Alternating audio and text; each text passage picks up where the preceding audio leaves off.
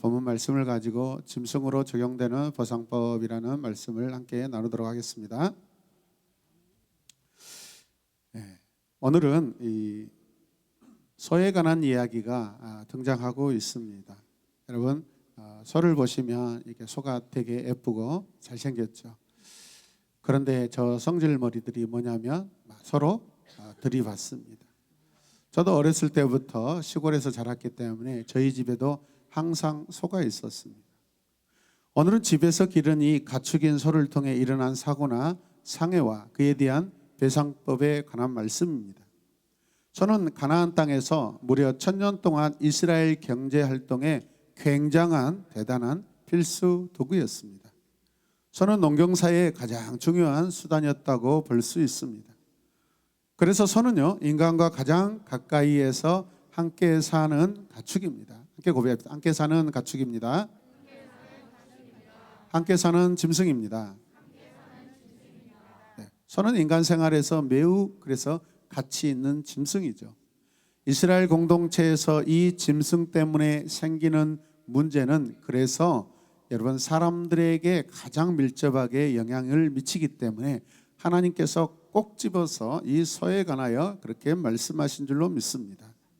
이 소로 인하여, 이 짐승으로 인하여 생기는 문제를 그러면 어떻게 할 것인지 하나님께서 아주 세세하게 우리에게 말씀해 주고 계십니다. 여러분, 소는요, 경작과 운반을 담당하고 중요한 재산이고 또 투자할 수 있는 그런 수단이었습니다. 율법은 소의 경제적 가치를 보호하는 한편 가축도 인간의 생명과 같은 관점으로 이해하라고 하나님께서 우리에게 규정을 주신 줄로 믿습니다. 첫 번째는요, 28절 말씀을 보면 소가 남자나 여자를 받아서 죽이면 이라고 말씀하고 있습니다. 소가 남자나 여자를 받아서 죽이면 그 소는 반드시 돌로 쳐서 어떻게 합니까? 죽일 것이요. 그 고기는 먹습니까? 먹지 못합니까? 먹지 못합니다. 예.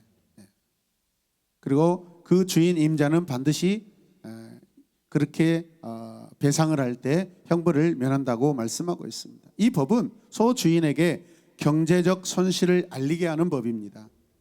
소 주인은 죽은 여자나 남자의 피에 대하여 형벌을 면하도록 하는 그런 법과 아주 유사합니다. 가축이나 짐승으로 인하여 사고로 사람이 사망했기 때문에 주인에게 경제적 손실을 감당하며 배상하라고 말씀하고 있는 것이죠. 이것은 소가 처음으로 사고를 친 상황에 대해서 말씀하고 있습니다. 그래서 처음이지만 소야 너만 죽어입니다. 함께 고백하자. 시작. 처음이지만 처음인데 사람을 죽이지 않는다라는 이야기예요.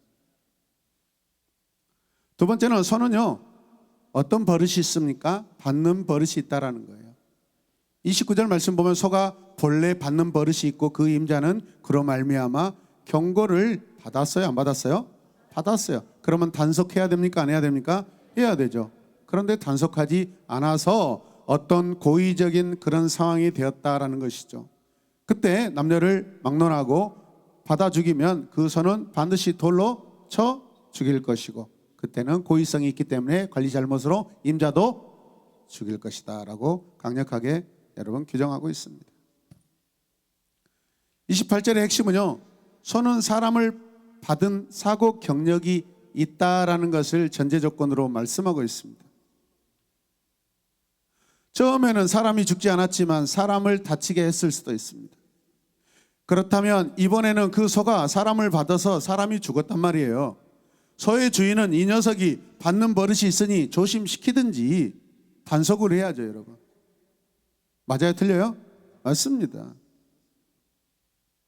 사람을 들이받지 않도록 여러분 조심시켜야 되는데 관리 잘못에 이 과실이죠. 그 책임을 묻고 형벌을 내리라고 말씀하고 있습니다.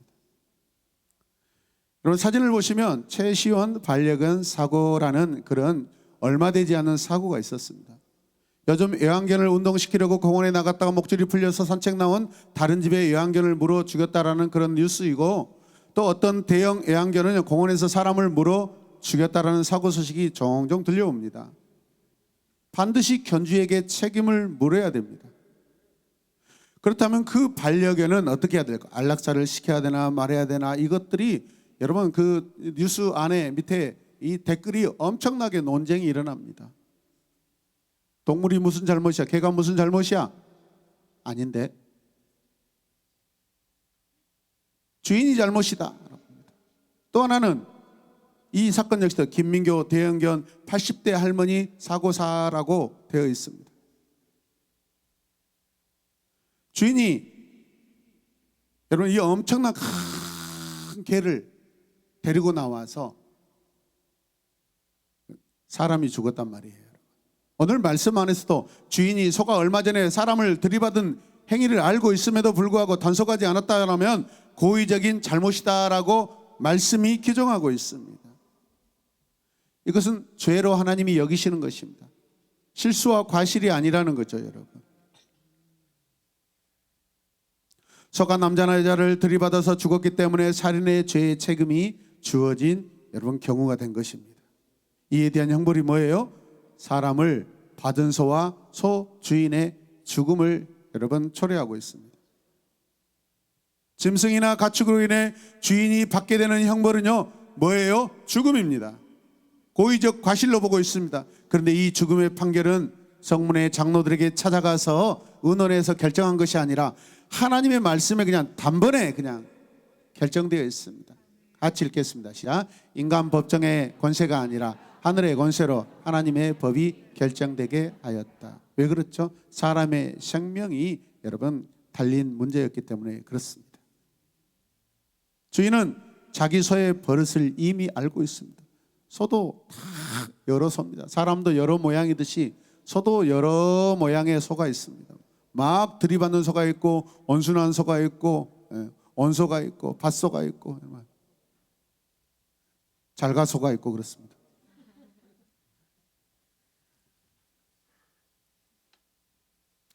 그 소의 버릇으로 얼마 전에 사고를 냈다면 다시 일어나지 않게 하도록 해야 하는 것이죠. 우리 인간도 마찬가지. 하나님 앞에 계속해서 반복된 죄는요, 그것은 허물이 아니라 고의적 죄로 이제 자리 잡게 되면 그 죄가 쌓여서 우리는 멸망에 이르게 되는 줄로 여러분 경고받으시길 바랍니다. 그래서 우리의 연약함은 계속해서 연약함으로 두지 마시고 성령 안에서 기도하고 담대히 그것들을 다 내려놓으시길 바랍니다. 맡기면 하나님이 하십니다, 여러분. 신앙에 담대함을 가지시길 바랍니다.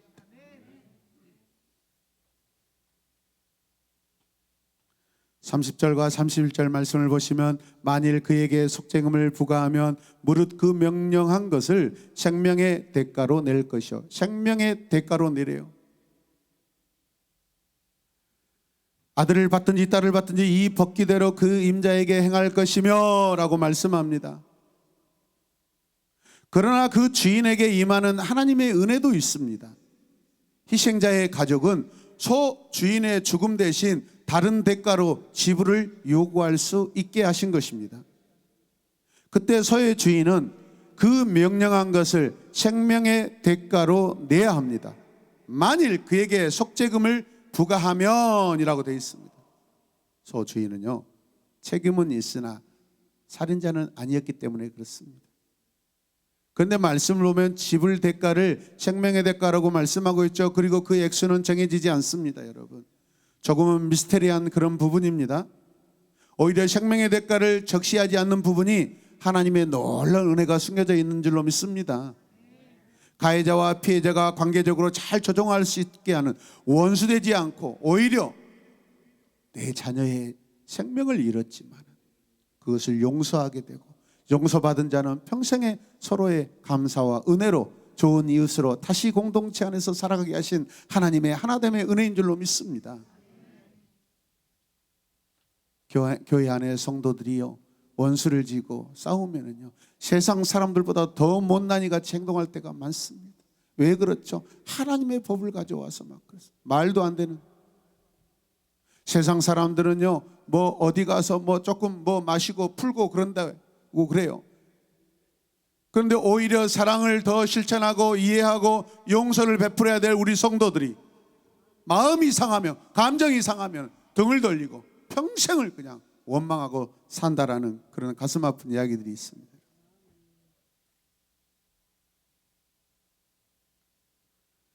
피해자의 자비로움도 적용할 수 있는 하나님의 은혜인 줄로 믿습니다.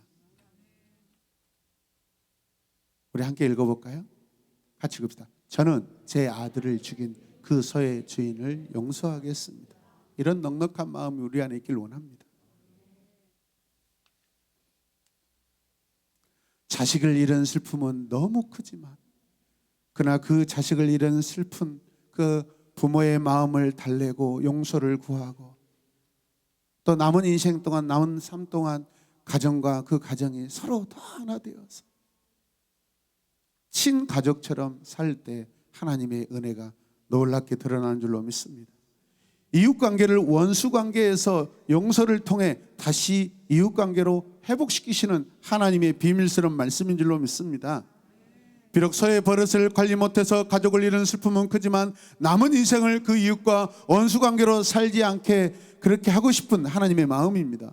소 주인을 용서함으로 하나님의 넓으신 마음을 우리가 볼 수 있을 줄로 믿습니다. 나의 큰 슬픔도 사실이지만 소만 죽이면 됐지 이웃을 죽이고 싶지 않습니다. 넉넉한 그런 기적과 같은 은혜의 고백이 우리의 삶 가운데 나타나길 주님의 이름으로 축복합니다. 지난주 금요일인가 토요일 우리 교회 안에 어떤 학생이 아파트 지하 주차장을 지나가는데 그 위에서 자기보다 더 나이 많은 형들이 이따만한 돌을 그냥 지나가는데 그냥 머리에다 던졌습니다. 그 일로 인하여서 아파트에 많은 사람들이 경찰들이 찾아오고 해가지고 그 사고 살해 그 상황들을 이렇게 조사하고 아이들에게 묻고 부모들이 찾아와서 만약에 그 자리에서 상처를 당하고 더 큰 위험이 있었다면 어찌할 뻔했습니까? 다치지 않고 피할 수 있는 은혜 감사합니다.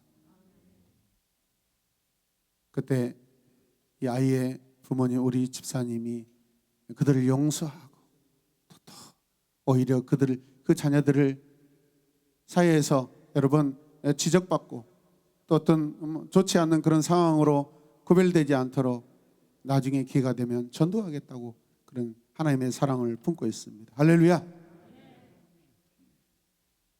기가 막힌 하나님의 은혜인 줄로 믿습니다. 우리 그리스도인들은 나만 잘 되는 것이 목적이 아닙니다. 나의 잘됨은요 내 이웃을 잘되게 해야 됩니다. 할렐루야.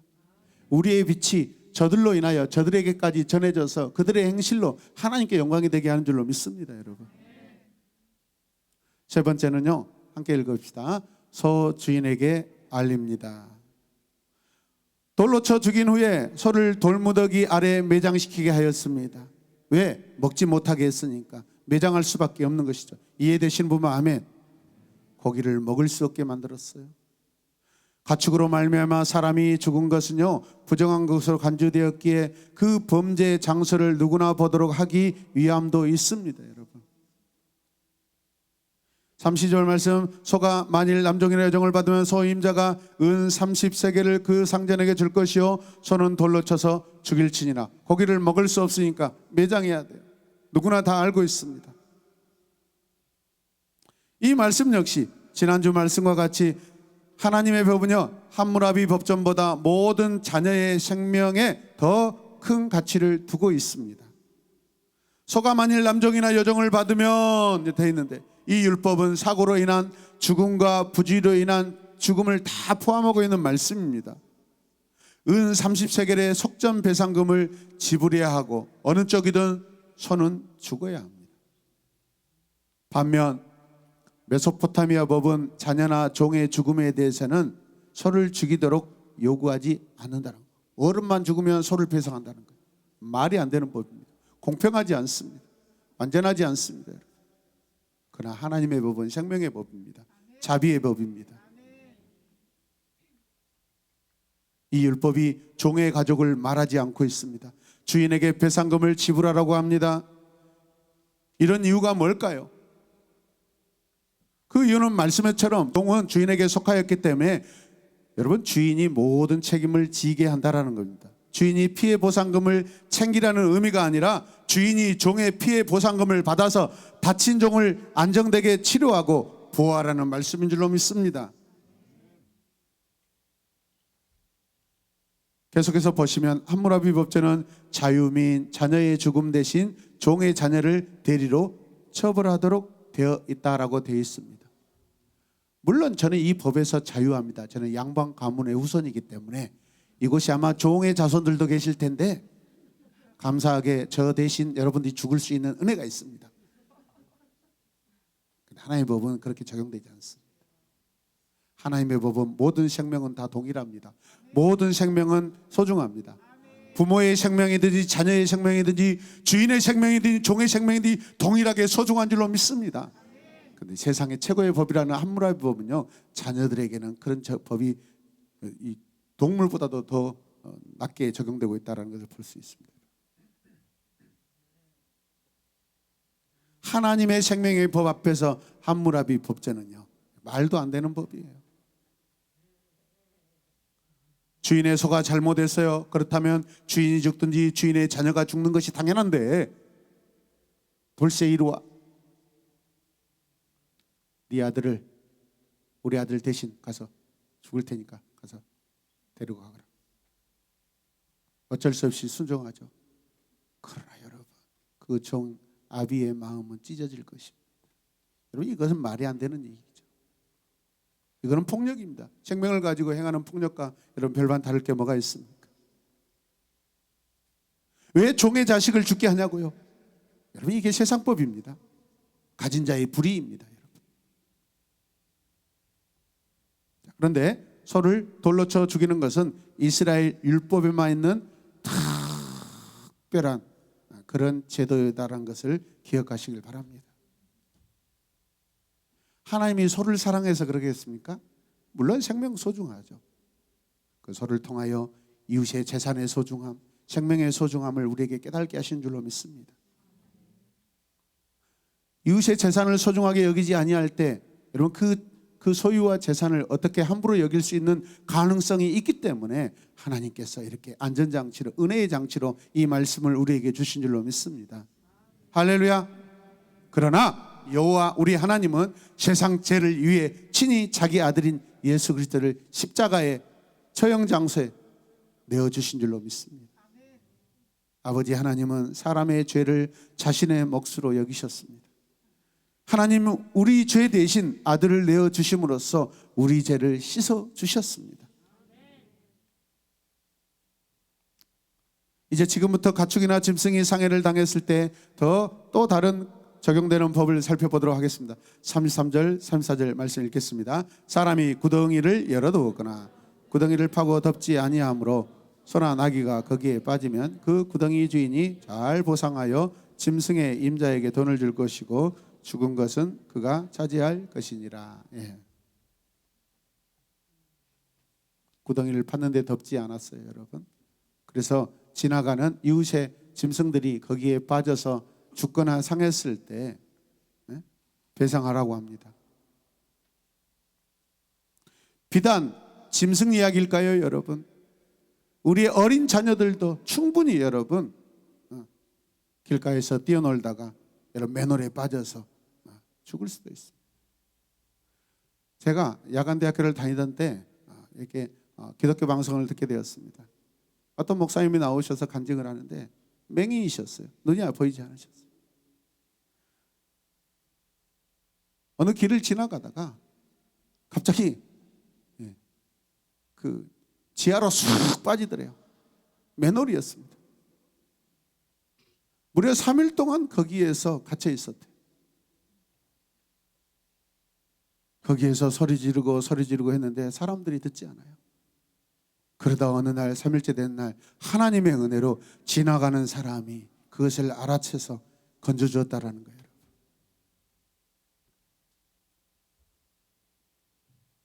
그래서 우리 사회실정법으로 여러분 그것을 담당하고 있는 관할 기관에게 여러분 책임을 묻게 되어 있습니다. 이해되십니까? 하나님은요, 우리의 모든 삶 속에서 이웃들의 재산과 이웃들의 생명을 소중히 여기시는 것을 믿습니다. 내 이웃의 재산과 생명이 소중히 여러분 보존될 때 거기에 내가 포함되어 있습니다. 여러분, 나도 어느 누군가 그 사람의 이웃입니다. 여러분, 할렐루야. 좋은 이웃 되시길 바랍니다. 선한 사마리아인이 되시길 바랍니다. 네 번째, 함께 읽겠습니다. 시작. 소가 소에게 알립니다. 하나님께서 짐승이 다치거나 죽는 상황에 대한 배상법도 마련해 놓으셨어요. 사람이 짐승을 다치게 하는 경우도 세밀하게 배상하게 하십니다. 이웃의 재산과 사람의 생명을 소중히 여기도록 하는 법일 것입니다. 여러분, 이제 마지막 말씀을 함께 읽겠습니다. 35절 36절 읽겠습니다. 이 사람의 소가 저 사람의 소를 받으면 살아있는 소를 팔아 그 값을 반으로 나누고 또한 죽은 것도 반으로 나누려니와. 받은 소를 반으로 나누고 죽은 소도 어떻게 합니까? 반으로 나누라고 그럽니다. 36절 말씀 보니 그 소가 본래 같이 읽겠습니다. 그 임자가 단속하지 아니하였으면 그는 서로 소를 갚을 것이요 죽은 것은 제가 가지고 있는 성경은요 이렇게 말씀하고 있습니다.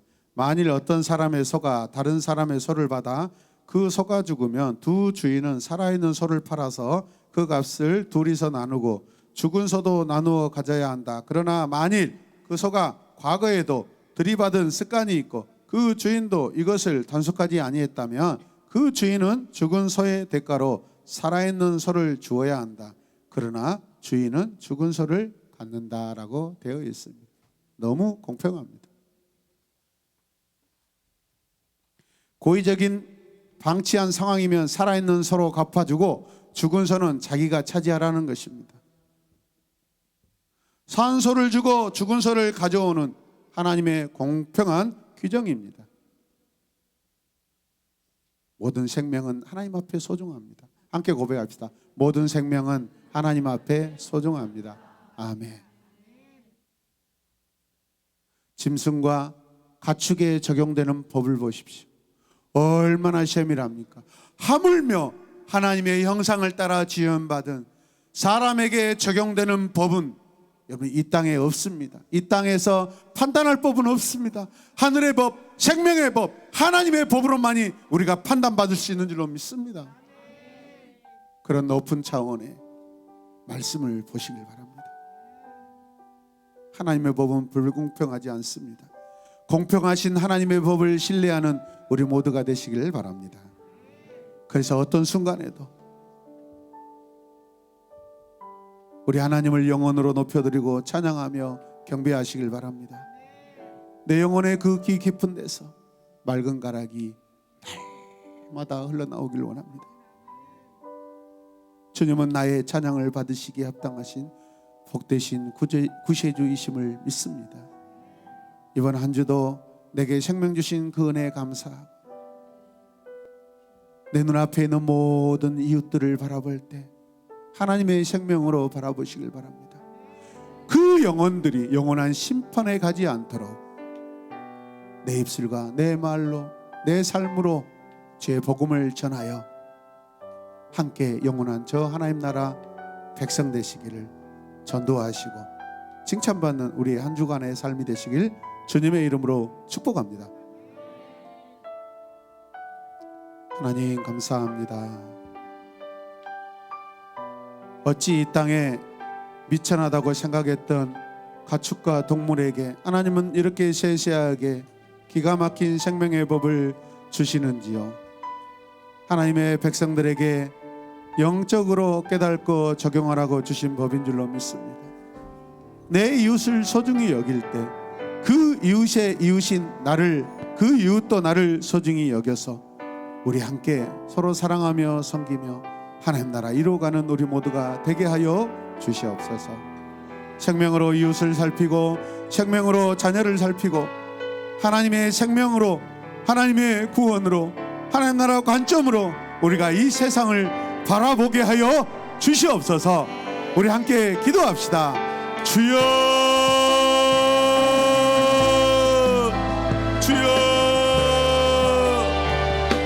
주여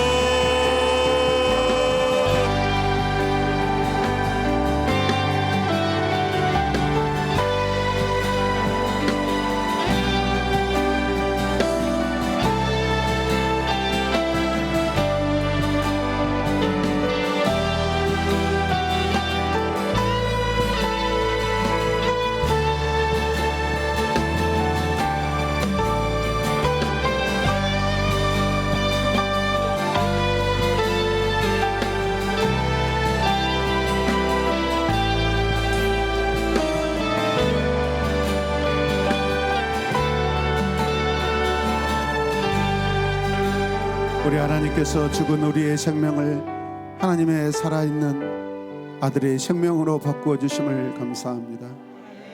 세상의 법이 아니고 하늘나라 법인 줄로 믿습니다. 우리는 이 은혜를 입었습니다. 이제 우리가 이웃들을 바라볼 때 하나님의 관점과 마음으로 바라보게 하여 주시옵소서. 이웃의 재산을 소중히 여기고 이웃의 생명을 하나님의 마음으로 바라보게 하여 주시옵소서. 주님, 그래서 우리는 전도하겠습니다. 복음을 전하겠습니다. 예수님의 이름으로 기도드립니다.